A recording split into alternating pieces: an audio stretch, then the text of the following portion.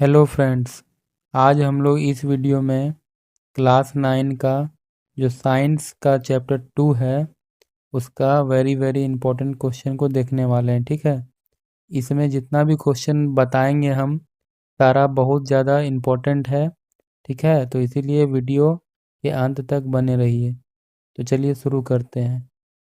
हम लोग का पहला क्वेश्चन है कि निम्न में कौन शुद्ध पदार्थ है। शुद्ध पदार्थ को बताना है हम लोग को। पहला है दूध, रक्त, जल और मिश्र धातु। तो दूध जो है मिलावटी होता है, ये शुद्ध नहीं होगा। रक्त में भी हम लोग का बहुत सारा चीज़ मिला होता है, ये भी शुद्ध नहीं होगा। और मिश्र धातु में बहुत सारा धातु मिला हुआ होता है, इसलिए ये भी शुद्ध नहीं होगा।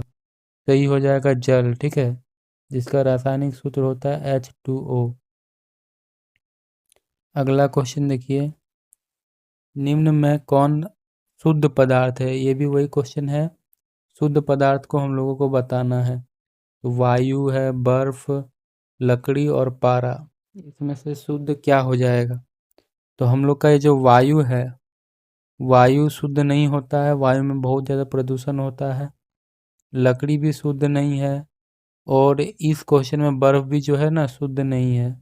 इसका सही आंसर हो जाएगा पारा। ठीक है, पारा का रासायनिक सूत्र Hg होता है। पारा जो है बिल्कुल सही हो जाएगा, शुद्ध पदार्थ। अगला क्वेश्चन है, निम्न में कौन अशुद्ध है। इसमें हम लोग से अशुद्ध पदार्थ पूछ दिया है। ठीक है, तो सोडियम देखिए, सोडियम का रासायनिक सूत्र होता है Na, ये एक तत्व है तो ये शुद्ध हो जाएगा। हाइड्रोजन का होता है H, ये भी एक तत्व है तो ये भी एक शुद्ध पदार्थ में आएगा। ठीक है, अमोनिया का होता है NH3, ये भी एक शुद्ध पदार्थ है, लेकिन जो वायु है ये अशुद्ध पदार्थ है। अगला देखिए, निम्न में कौन अशुद्ध पदार्थ है। सेम क्वेश्चन है, अशुद्ध पदार्थ को बताना है।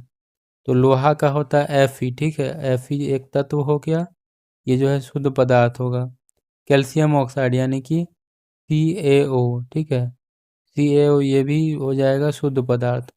हाइड्रोक्लोरिक अम्ल HCl, ये भी शुद्ध पदार्थ हो जाएगा, लेकिन ये जो दूध है ना ये अशुद्ध पदार्थ में माना जाएगा। आगे देखिए, कहता है कि निम्न में कौन मिश्रण है। मिश्रण को हम लोग को बताना है। तो चांदी, चांदी जो है एक तत्व है। ठीक है, ये मिश्रण नहीं हो जाएगा। हाइड्रोजन, हाइड्रोजन भी एक तत्व है, ये भी मिश्रण नहीं होगा। जल जो है, जल का फॉर्मूला होता है H2O, ये भी जो है एक यौगिक हो जाएगा। ठीक है, ये कोई मिश्रण नहीं हुआ। लेकिन जो वायु है ये क्या है, एक मिश्रण है, इसको याद रखिएगा। आगे बढ़ते हैं, निम्न में कौन मिश्रण है। इस टाइप का क्वेश्चन एकदम आएगा। ठीक है, एक या दो क्वेश्चन ऐसे रहेगा, तो ध्यान से देखते जाइए, ऑप्शन को पढ़िए और आंसर देने का कोशिश कीजिए। तो निम्न में कौन मिश्रण है। पहला है बारूद, चूना पत्थर, कार्बन डाइऑक्साइड और नाइट्रोजन। ठीक है, तो ये हम लोग का एक यौगिक है चूना पत्थर।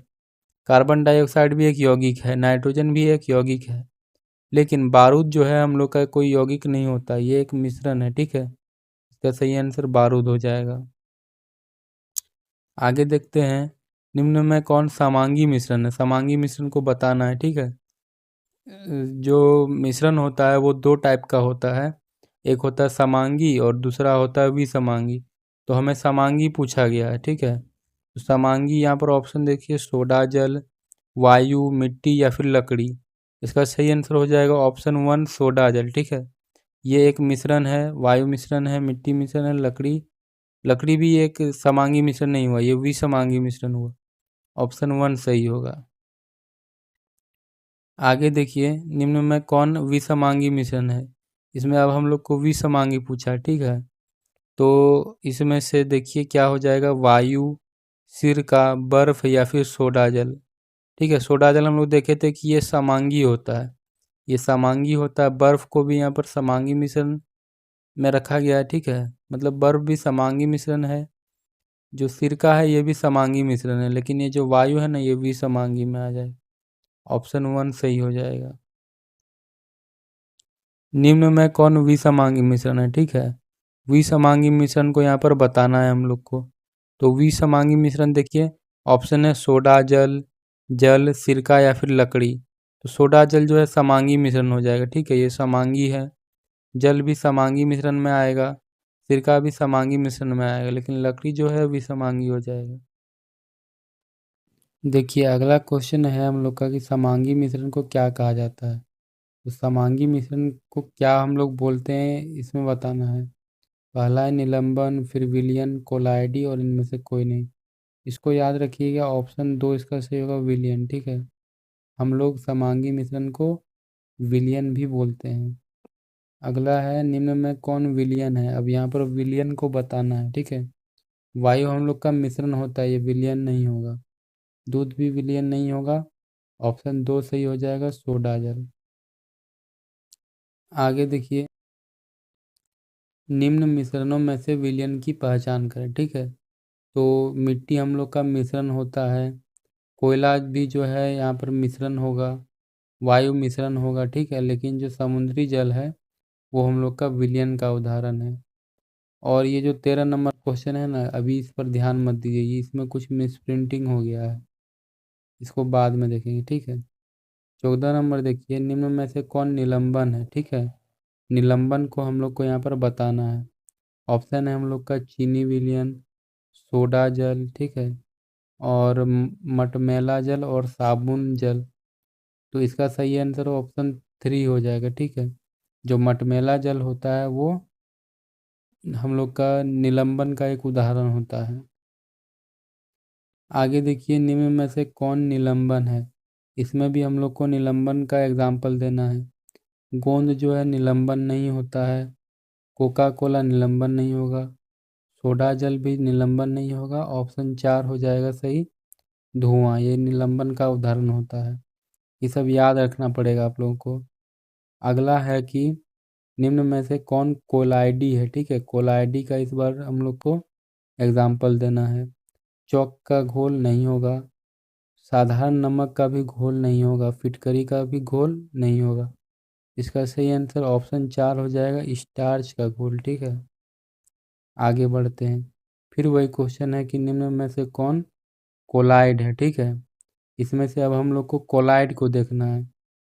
तो चीनी का शरबत नहीं होगा, पीतल नहीं होगा, धुआं नहीं होगा। ऑप्शन 4 हो जाएगा गोंद। ठीक है, गोंद को याद रखिएगा, ये कोलाइड होता है।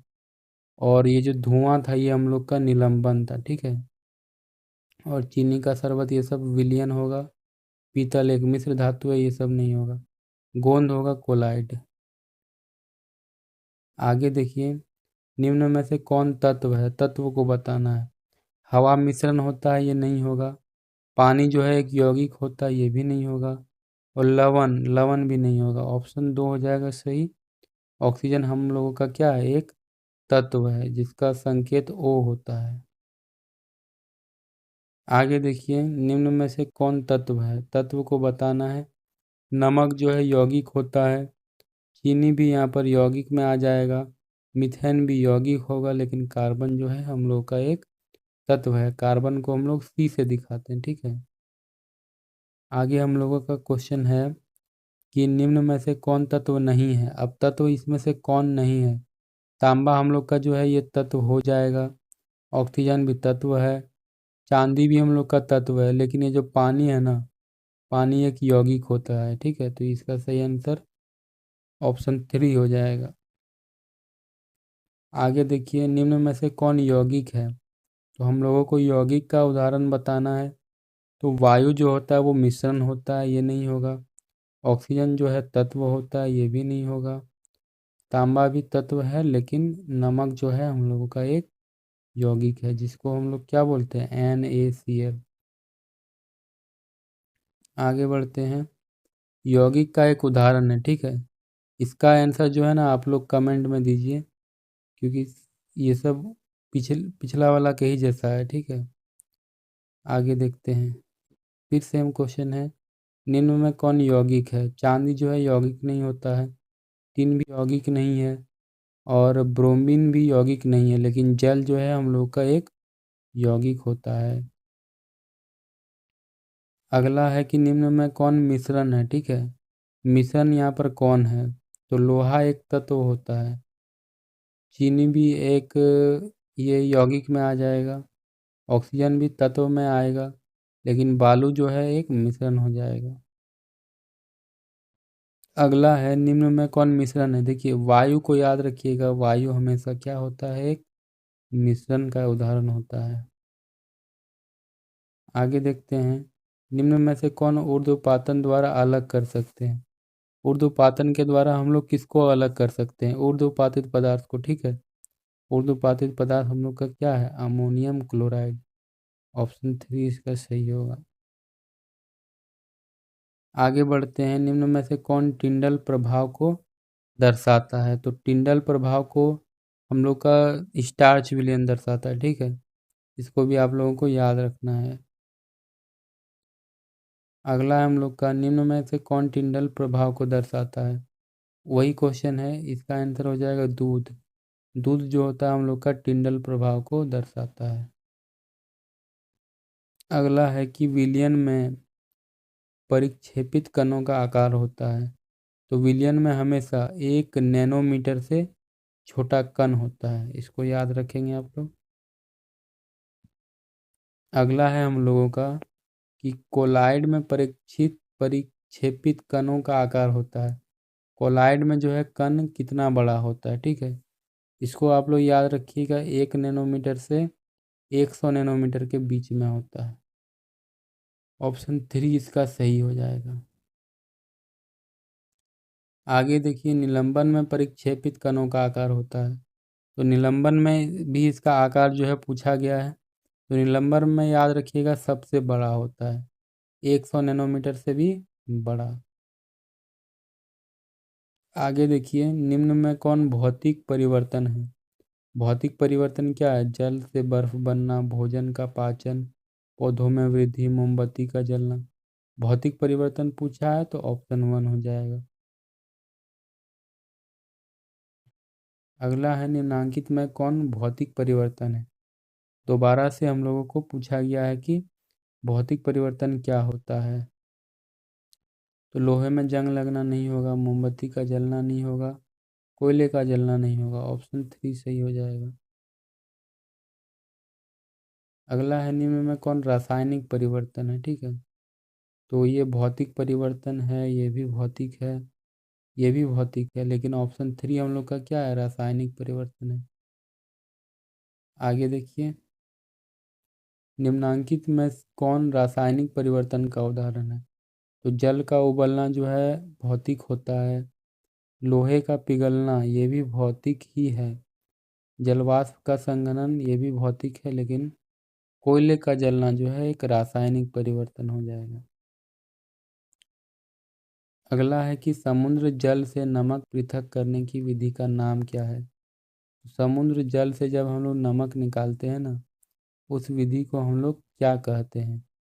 तो ऑप्शन है हम लोगों का क्रिस्टलीकरण। ठीक है, क्रिस्टलीकरण है, फिर है अपकेंद्रण, फिर है ऊर्ध्वपातन, और अगला है हम लोगों का छानन विधि। तो इसका सही आंसर होना चाहिए ऑप्शन 3, ऊर्ध्वपातन। ठीक है, इसका वाष्पीकरण जो है मेन आंसर होता है, लेकिन इसमें नहीं है शायद। इसका सही आंसर जो है ऑप्शन 3 हो जाएगा। आगे देखिए, क्या है, नमक और अमोनियम क्लोराइड के मिश्रण को किस विधि द्वारा पृथक किया जा सकता है, अलग किया जा सकता है। इसका सही आंसर हो जाएगा ऊर्ध्वपातन। ठीक है, क्योंकि हम लोग का अमोनियम क्लोराइड जो होता है एक ऊर्ध्वपातित पदार्थ है। तो जब हम लोग ऊर्ध्वपातन करेंगे तो अमोनियम क्लोराइड जो है उड़ करके चला जाएगा और हम लोग को नमक मिल जाएगा। अगला है कि डाई में रंगों को पृथक करने की विधि का नाम क्या है। इसको याद रखिएगा, ये इम्पोर्टेंट क्वेश्चन है, क्रोमेटोग्राफी। ठीक है, जो कलर होता है, अलग अलग कलर जो होता है, उसे जब हम लोग अलग करते हैं तो वो क्या कहलाता है, क्रोमेटोग्राफी कहलाता है। अगला है कि दही से मक्खन को पृथक करने की सामान्य विधि। इसका आंसर हो जाएगा ऑप्शन 3, अपकेंद्रण विधि। ठीक है, दही से जब मक्खन निकालता है ना, तो ऐसे गोल गोल गोल गोल घुमाता है, तो केंद्र में हम लोग का मक्खन जो है ना जमा हो जाता है।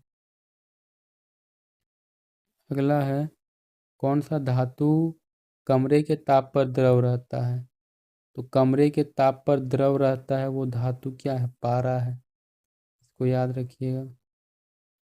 अगला है कि उपधातु है, उपधातु इसमें से कौन है? आयोडीन हम लोग का जो है ये उपधातु नहीं है, कार्बन भी नहीं है, पारा भी नहीं है, लेकिन जो सिलिकॉन होता है वो उपधातु कैटेगरी में आता है। ठीक है, इसको याद रखिएगा। और इस वीडियो में हम लोग का इतना ही क्वेश्चन है। ठीक है, आगे कोई भी क्वेश्चन नहीं है। ये जो चैप्टर है इसका सारा जो इम्पोर्टेंट एमसीक्यू था वो ख़त्म हो गया है। ठीक है, इतना अगर आप लोग याद कर लेते हैं तो आप लोग का जो है फुल में फुल नंबर आ जाएगा। और वीडियो में बने रहने के लिए थैंक यू। और इसी तरह का वीडियो को देखने के लिए सब्सक्राइब जो है ज़रूर ही कर लीजिएगा। ठीक है, अगर आप लोग नए हैं तो सब्सक्राइब कर लीजिएगा।